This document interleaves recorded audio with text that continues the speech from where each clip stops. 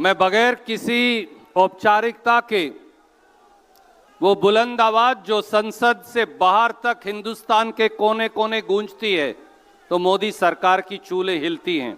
अनुरोध करूंगा भारतीय राष्ट्रीय कांग्रेस की महासचिव आदरणीय प्रियंका गांधी जी से कि वो आए और अपनी बात आपके समक्ष रखें।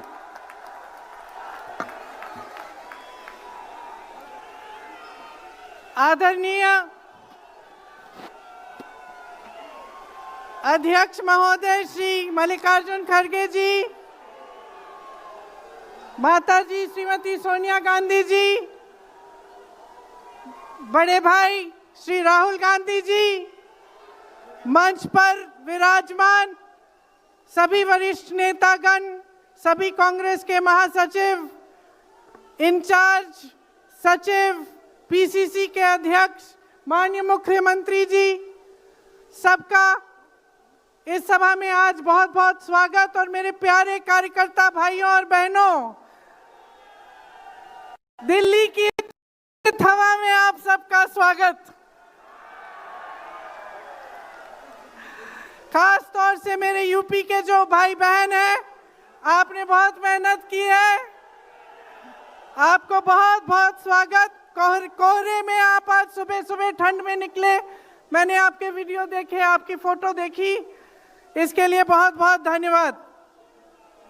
जरा एक बार जोर से, इतनी जोर से नारा लगाइए कि यहां से गूंजता हुआ प्रधानमंत्री निवास तक जाए, वोट चोर, वोट चोर, वोट चोर। ये वोट क्या है, इसकी कीमत क्या है हमारे जीवन में, इसको समझना बहुत जरूरी है। बहुत समय पहले जब आजादी की लड़ाई शुरू हो रही थी और नेहरू जी जगह जगह जाते थे लोगों से मिलने के लिए, तो एक नारा गूंजता था। जब वो पहुंचते थे तो देश की जनता भारत माता की जय जयकार करती थी। उस समय नेहरू जी ने इस बात का उल्लेख किया कि भारत माता क्या है।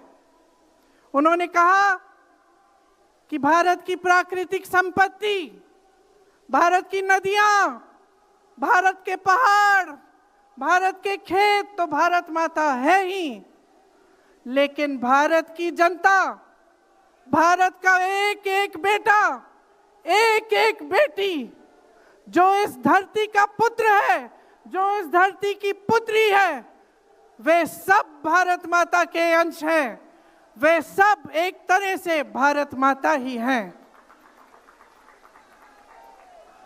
और इसी सोच, इसी भावना ने हमारे संविधान को बनाया। इसी भावना ने आप सबको एक एक वोट दिया, जिससे आपका सबसे बड़ा अधिकार सरकार को चुनने का, सरकार को गिराने का आपको मिले। इसी सोच ने, इसी भावना ने इस तरह की संस्थाएं बनाई कि लोकतंत्र को मजबूत रखें। कैसी संस्थाएं थी ये? न्यायपालिका, मीडिया, संसद, ये राजनीतिक दल जिसका हम भाग हैं, विपक्षी दल, सत्ता पक्ष के जो नेता हैं वो, चुनाव आयोग, ये सब जनता के हित की रक्षा के लिए बनाए गए।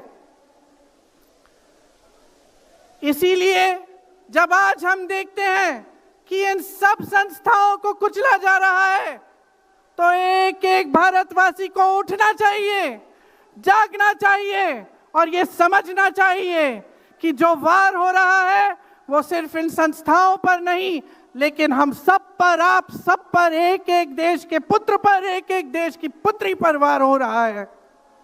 और इसे समझना बहुत ज्यादा जरूरी है। आज न्यायपालिका दबाव में है। सारी मीडिया, मेरे भाई बहन मीडिया के जो यहाँ खड़े हैं, बेचारे मजबूर हैं। सारी मीडिया या अडानी जी की है या अंबानी जी की है।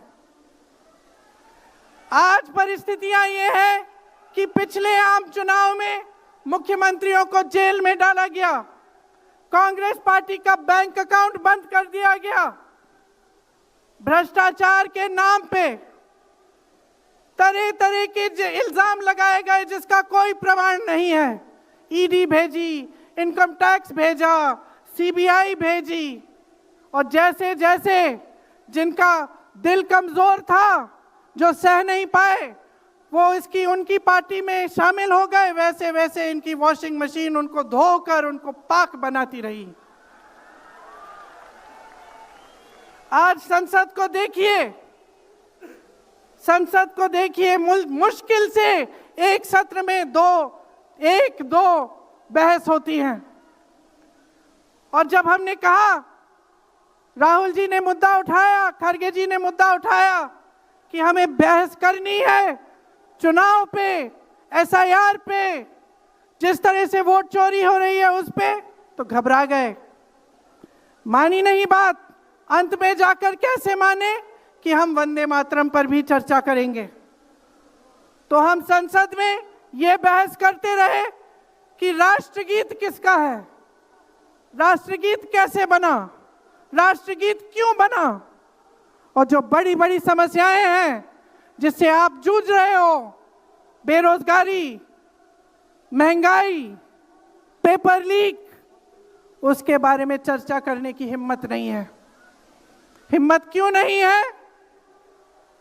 क्योंकि अगर इनको एक असली चुनाव लड़ना पड़े, मैं चुनौती देती हूं, एक सही चुनाव लड़ लें, बैलेट पे लड़ लें, तो ये खुद जानते हैं कि कभी नहीं जीत पाएंगे। आज आपको मायूस होने की जरूरत नहीं है कि बिहार का चुनाव हार गए, क्योंकि पूरा देश देख रहा है कि ये चोरी से जीतते हैं। राहुल जी ने प्रेस कॉन्फ्रेंस की, पहले हरियाणा की बात बताई, महाराष्ट्र की बात बताई, कर्नाटक की बात बताई, बिहार में एसआईआर करके 65 लाख वोट काट दिए गए। और अगर ये सारे प्रमाण आप अलग कर दें तो एक साफ और साधारण बात सामने आती है। आचार संहिता के समय 10-10 हजार रुपए आप पहुंचा रहे हो, कोई आपको रोक नहीं रहा है। चुनाव आयोग आंख बंद कर रहा है, आंख मूंद रहा है। तो अगर ये चुनाव चोरी नहीं है तो क्या है? इनके पास जवाब ही नहीं है। ये जानते हैं कि आज के दिन जनता इनसे नाराज है। देखिए, हिले हुए लगते हैं। संसद में मैं देखती हूं, आत्मविश्वास घट गया है, आंखों में आंख मिलाकर नहीं देख पाते, सामने से गुजरते हैं तो यूं आंख झुका देते हैं। आत्मविश्वास कम हो गया है, घट गया है, अपने आप में विश्वास घट गया है, क्योंकि जनता का विश्वास भाजपा से, इनकी सरकार से, प्रधानमंत्री मोदी जी से, अमित शाह जी से सबसे हट चुका है।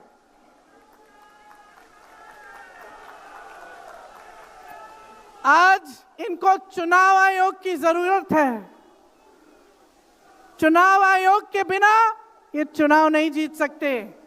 और याद रखिए, चुनाव आयोग के जो मुख्य 3 अधिकारी हैं, उनके नाम आप याद रखिए, कभी मत भूलिए इनके नाम, क्योंकि ये आज हमारे लोकतंत्र पर वार कर रहे हैं। इतिहास में कभी ऐसा नहीं हुआ कि पूरा विपक्ष कह रहा है कि हमें विश्वास नहीं है चुनाव आयोग में, इन चुनाव में हमारा विश्वास नहीं है, ये चुनाव ठीक ढंग से नहीं किए जा रहे हैं।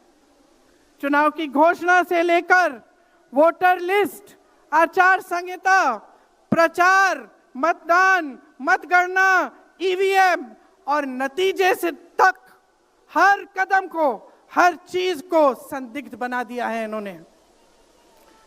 इनके साथ साथ सारी संस्थाएं इनके सामने झुक गई हैं, सरकार के सामने झुक गई हैं, इनको झुकाया गया है।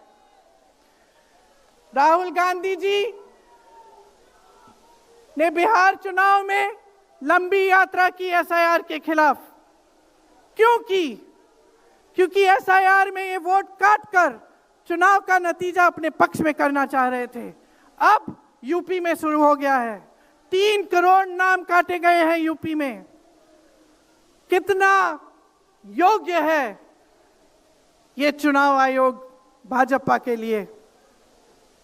ज्ञानेश कुमार, सुखबीर सिंह सांधू और विवेक जोशी, मेरे साथ बोलिए, ज्ञानेश कुमार, सुखबीर सिंह सांधू, विवेक जोशी। ये देश इन 3 नामों को नहीं भूलेगा। ये चाहे कितने भी बड़े बड़े ये कितने भी इंतजाम कर लें इन लोगों को बचाने के लिए, एक दिन इन्हें इस देश को जवाब देना पड़ेगा कि किस तरह से इन्होंने हमारे वोटों का अधिकार हमसे छीनने की कोशिश की, किस तरह से इन्होंने साजिश रची। हर मोर्चे पर यह सरकार विफल है, हर मोर्चे पर। आज डॉलर 90 रुपए का हो गया है। जब 60 रुपए का हुआ था तो कौन रो रहा था सड़कों पे? कौन रो रहा था सड़कों पे? नरेंद्र मोदी जी बार बार कहे जा रहे थे, आज क्यों नहीं बोल रहे हैं डॉलर पे? निर्यात लगातार घट रहा है, आयात महंगा हो रहा है, विदेश नीति फेल हो गई है इनकी। हाथ पकड़ के चलते हैं ट्रंप जी के साथ, बड़े बड़े राष्ट्रपतियों के साथ, लेकिन जब समय आता है तो देश के साथ कोई खड़ा नहीं होता। यह है इनकी विदेश नीति। और इनकी नीति कि देश की सारी संपत्ति अपने 2 चेलों को, अडानी जी और अंबानी जी को पकड़ा देते हैं। यहां देश का नौजवान महंगाई से जूझ रहा है, बेरोजगारी से जूझ रहा है, पेपर देता है, लीक हो जाता है, कोई उसकी सहायता नहीं है, नशे की तरफ जा रहा है, बैटिंग ऐप में पूरे दिन बिताता है। और बैटिंग ऐप चलाया कहां से जा रहा है? कहां से चलाया जा रहा है? सूत्रों के मुताबिक प्रधानमंत्री के ऑफिस में ही एक शख्स ने बैटिंग ऐप के साथ में घोटाले किए हैं। इसकी चर्चा होती है क्या सदन में? क्यों नहीं होती? आपकी बेरोजगारी की चर्चा होती है, महंगाई की चर्चा होती है, मेरी बहनें यहां खड़ी हैं, आपकी सुरक्षा की चर्चा होती है। न सदन में होगी, ना बड़ी बड़ी रैलियों में करेंगे ये लोग, ना आपके पास आकर आपसे बात करेंगे, आपके हालचाल पूछेंगे, आपसे पूछेंगे कि किस संघर्ष से आप गुजर रहे हो, कैसे जी रहे हो। क्योंकि हिम्मत नहीं रही इनकी, हिम्मत नहीं रही। जो था, जो बना था, जो 75 सालों से सबने संघर्ष करके बनाया था, वो सब तमाम बिगाड़ रखा है। तो मैं यहां लंबी बात नहीं करना चाहती, आपसे सिर्फ ये कहना चाहती हूं कि आपका ध्यान भटकाने के लिए रोज रोज ये कोई नया मुद्दा निकालते हैं। आप खुद देख रहे हैं, आप अपना ध्यान केंद्रित करिए। ये वोट का अधिकार आपका सबसे बड़ा अधिकार है। इन्होंने सब कुछ खत्म कर दिया है, लेकिन सच्चाई आप देख रहे हैं, सच्चाई आप आज समझने लगे हैं। और वो सच्चाई आपकी सच्चाई है, आप जीते हैं उसे। ये आपका अधिकार है जो आस्ते आस्ते आपसे लिया जा रहा है। हमारी एक लंबी लड़ाई है, भारत माता की आत्मा की रक्षा की लड़ाई है। राहुल जी 8000 किलोमीटर की यात्रा करके आए हैं, देश भर में पहले पैदल चले, फिर यात्रा की इन्होंने किस लिए? न्याय के लिए, देश की एकता के लिए। हमारे अध्यक्ष जी खड़गे जी, इस उम्र में मैंने देखा है 47 डिग्री की गर्मी में हेलीकॉप्टर से उतरते हुए ऐसे बड़े बड़े मंचों में पसीने से लथपथ, लेकिन झुकते नहीं हैं, हटते नहीं हैं, चलते रहते हैं। ये है हमारी कांग्रेस की शक्ति। ये वही शक्ति है जिसने स्वतंत्रता संग्राम में हमें आजादी दिलाई। ये वही शक्ति है जो सच्चाई से पीछे कभी नहीं हटेगी। ये वही शक्ति है जो आप सबको यहां लाई है, आज आपको ये संघर्ष की शक्ति दी है कि इस माहौल में इस समय आप खड़े रहे अपनी पार्टी के साथ। ये देश की महान जनता है और हम अपना दायित्व समझते हैं, अपना धर्म समझते हैं कि हम आपके वोट की रक्षा करें, संविधान की रक्षा करें और आपके अधिकारों को मजबूत करें। इसलिए आज हम यहाँ आपके सामने आए हैं ये कहने के लिए कि हम लड़ते रहेंगे, हम कभी नहीं झुकेंगे, हम कभी नहीं रुकेंगे। धन्यवाद। जय हिंद। बहुत बहुत शुक्रिया प्रियंका जी। और अब मैं आमंत्रित करूंगा एक ऐसी शख्सियत को, वो जो कभी थकते नहीं, जैसा प्रियंका जी ने कहा, वो जो कभी रुकते नहीं, जिनकी कथनी और करनी में अंतर नहीं। जब जब गरीब पर जहां जहां हमला होगा तो माननीय मल्लिकार्जुन खड़गे जी की आवाज जरूर गूंजेगी। भारतीय राष्ट्रीय कांग्रेस के सम्मानित अध्यक्ष आदरणीय मल्लिकार्जुन खड़गे साहब से कि वो आए और अपना आशीर्वाद हमें दें।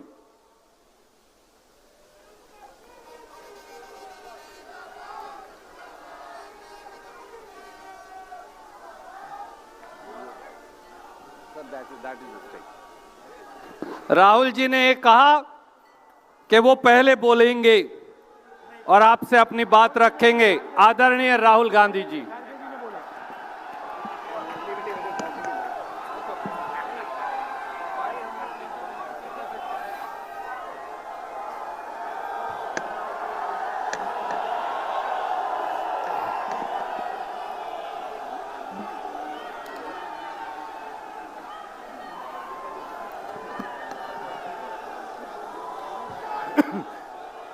कांग्रेस प्रेसिडेंट मल्लिकार्जुन खड़गे जी, सोनिया गांधी जी, अजय माकन जी, केसी वेणुगोपाल जी,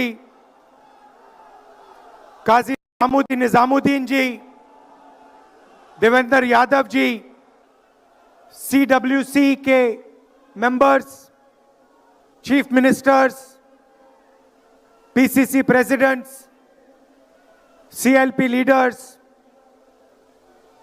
MPs, MLAs, DCC प्रेसिडेंट्स, हमारे प्यारे कार्यकर्ता भाइयों और बहनों, देशवासियों, प्रेस के हमारे मित्रों, आप सबका यहां बहुत बहुत स्वागत, नमस्कार।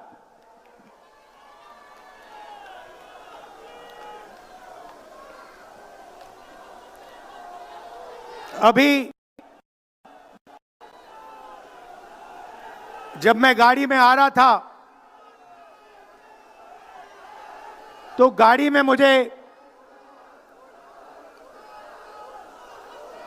मुझे बताया कि अंडमान निकोबार में मोहन भागवत ने एक बयान दिया। मेरा भाषण का प्लान दूसरा था, मगर जब मैंने उनका बयान सुना तो मैंने अपना पूरा प्लान बदल दिया, भाषण का प्लान।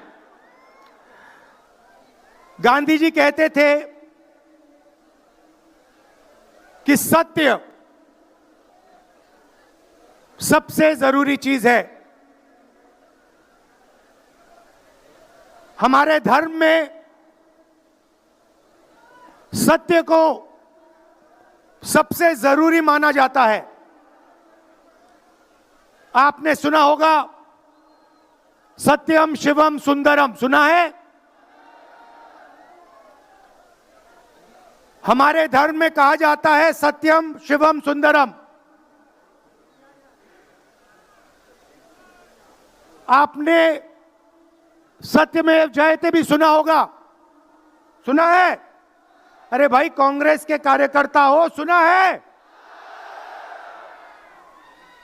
अब मोहन भागवत का बयान सुनिए। विश्व सत्य को नहीं, शक्ति को देखता है। जिसके पास शक्ति है उसे माना जाता है। यह मोहन भागवत की सोच है, यह विचारधारा आरएसएस की है। हमारी विचारधारा, हिंदुस्तान की विचारधारा, हिंदू धर्म की विचारधारा दुनिया के हर धर्म की विचारधारा कहती है कि सत्य सबसे जरूरी है।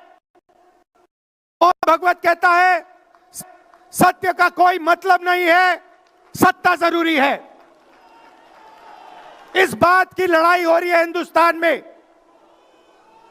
भाइयों और बहनों, सत्य और असत्य के बीच में लड़ाई हो रही है। और मैं आपको इस स्टेज से गारंटी देके कहता हूं, आप देखना, हम सत्य को लेकर, सत्य के पीछे खड़े होकर नरेंद्र मोदी और अमित शाह को, आरएसएस की सरकार को हिंदुस्तान से हटाएंगे। उनके पास सत्ता है, वो वोट चोरी करते हैं, देखिए आपके सामने पड़ा है। वो वोट चोरी करते हैं, 10,000 रुपए चुनाव के समय, चुनाव हो रहा है, 10,000 रुपए वो देते हैं। उनके इलेक्शन कमिश्नर हैं जिनके नाम अभी प्रियंका जी ने लिए, मैं भी ले लेता हूं। नहीं है, ज्ञानेश कुमार, डॉक्टर सुखबीर सिंह सांधू, डॉक्टर विवेक जोशी। याद रखिए, याद रखिए, ज्ञानेश कुमार, सुखबीर सिंह सांधू, विवेक जोशी। ये जो सत्य और असत्य की लड़ाई हो रही है, इलेक्शन कमीशन बीजेपी के सरकार के साथ मिलकर काम कर रहा है। और इनको जितनी भी इम्यूनिटी देनी है दे दो। नरेंद्र मोदी जी ने इलेक्शन कमिश्नर्स के लिए कानून बदला, नया कानून लाए, कहा कि इलेक्शन कमिश्नर कुछ भी करे, उन पर एक्शन नहीं लिया जा सकता है, उन पर कार्रवाई नहीं ली जा सकती है। मैं स्टेज से आपको कह रहा हूं, कांग्रेस पार्टी आपको कह रही है, आप मत भूलिए, आप हिंदुस्तान के इलेक्शन कमिश्नर हो, आप नरेंद्र मोदी के इलेक्शन कमिश्नर नहीं हो। और हम आपको साफ कह रहे हैं, यह जो कानून बना है, आपकी रक्षा करने के लिए कानून बना है। इस कानून को हम बदलेंगे, रेट्रोएक्टिवली बदलेंगे और आपके खिलाफ एक्शन लेंगे। क्योंकि हम सच्चाई की लड़ाई लड़ रहे हैं और आप असत्य के साथ खड़े हो। भाइयों और बहनों, हरियाणा से यहां लोग आए हैं, हाथ दिखाइए। ये देखिए, हरियाणा से आए हैं। इनके हाथों से चुनाव चोरी किया गया है। ब्राजील की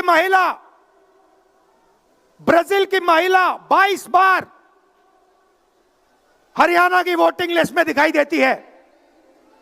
एक पोलिंग बूथ में एक महिला 200 बार आती है।